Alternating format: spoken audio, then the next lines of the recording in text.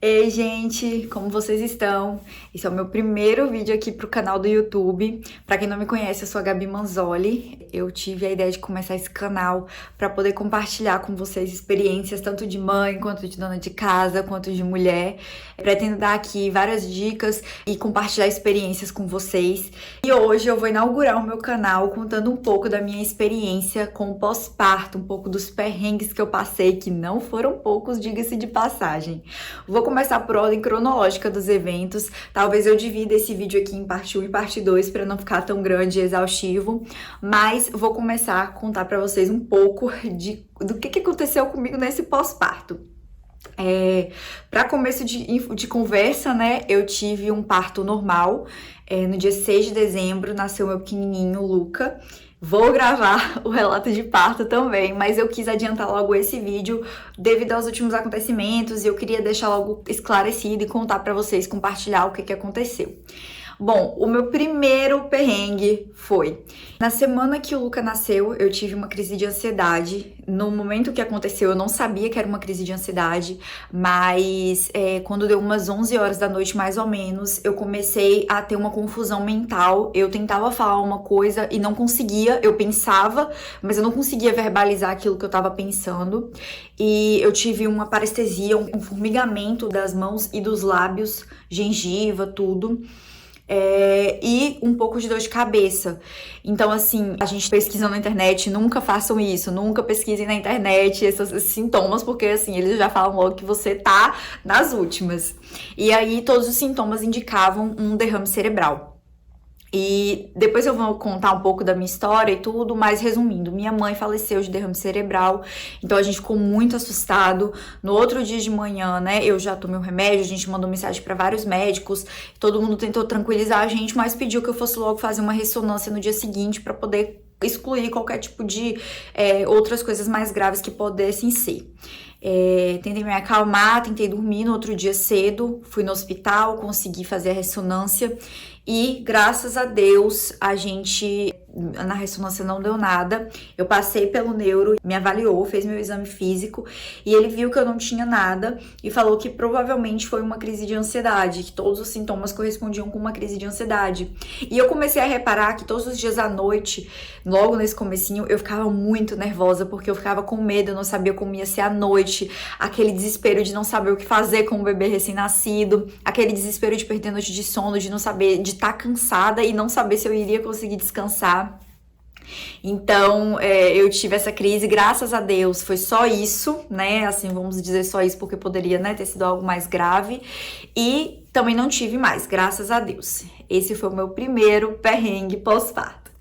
O meu segundo perrengue, que ele persiste até hoje, inclusive, foi uma sensibilidade excessiva, uma sensibilidade, assim, que não é normal na areola. A minha consultora de amamentação, ela acompanhou a gente, ela ensinou tudo, ensinou pra Luca como ele deveria pegar o meu peito, ensinou a mim como ensinar ele, né, e corrigir a pega dele pra evitar que eu tivesse fissuras. Graças a Deus não tive nenhuma fissura, né, devido a esse acompanhamento, mas minha sensibilidade foi uma coisa fora do normal. Até hoje, Luca tem 3 meses e até hoje eu tenho essa sensibilidade na hora que ele pega, que ele começa a mamada.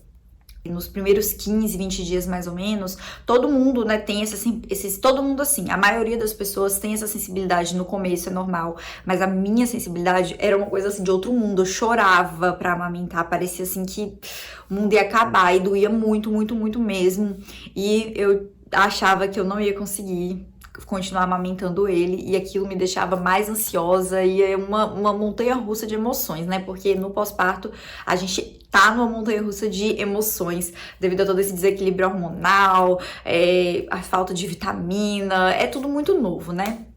Enfim, fiz várias sessões de laser, tomei sol, não passei nenhuma pomada porque foi a orientação da minha consultora. Depois a gente pode falar um pouquinho mais sobre isso também, se vocês quiserem. Mas eu não passei nenhum tipo de pomada, nada de passar bucha, eu realmente tomei sol, fiz laser, eu usei as rosquinhas, depois eu vou deixar uma imagem aqui pra vocês das rosquinhas que eu fazia, na verdade meu marido que fazia, ele era ótimo em fazer essas rosquinhas pra mim, que eu colocava ela dentro do sutiã, que além de o bebê tá chorando, vou ter que parar. Voltei, vida de manhã é isso aí. Tá ali na cama, tô vigiando ele, coloquei o brinquedinho pra... Se tiver algum barulho aí, vocês sabem, é o bebê. E o terceiro perrengue, que ele é 2 em 1, eu tive 2 mastites. Pra quem não sabe, mastite, ela é inflamação do tecido mamário. Eu tive muito leite, minha produção de leite era assim, fora do normal. Eu podia doar leite, de tanto leite que tinha. Infelizmente aqui na minha cidade não tem banco de leite. E essa produção excessiva fez com que eu tivesse essas mastites. Meus sintomas foram febre alta, o seio bem quente. A gente não sabia, né, ao certo se era mastite ou não, porque existem alguns sinais que, por exemplo, tem que ter 3 sinais da mastite para poder confirmar que realmente é uma mastite.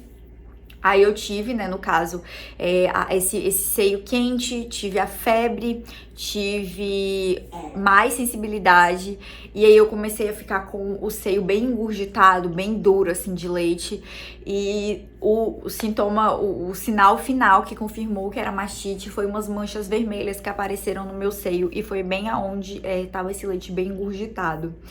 Então, eu tive, né, que fazer o tratamento medicamentoso com antibiótico e também tirar um pouco do leite para poder, porque esse acúmulo, esse leite que ficava parado ali, que estava fazendo com que acontecesse todo esse processo inflamatório.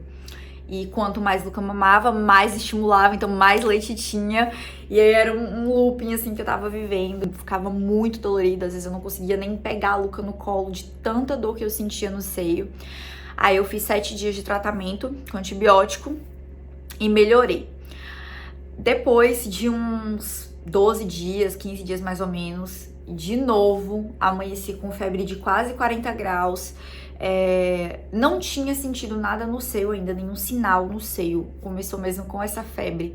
Então eu cogitei 1001 alternativas, né? Ainda mais que esse momento que a gente tá vivendo. Eu pensei, meu Deus, será? Eu passei na médica, ela fez a avaliação. E aí constatamos que eu estava novamente com mastite. Falei, meu Deus, eu sou premiada, só pode, porque não tem condições a pessoa ter 2 mastites. E tive 2 mastites. Aí nessa segunda mastite, mesmos sintomas, apareceu as manchas vermelhas depois, o peito bem engurgitado, muito sensível. Fiz mais 15 dias de tratamento medicamentoso, tirei leite, foi bem... Chegava momentos assim que eu falava, meu Deus, não tem condições, eu não vou aguentar, não vou conseguir, mas consegui.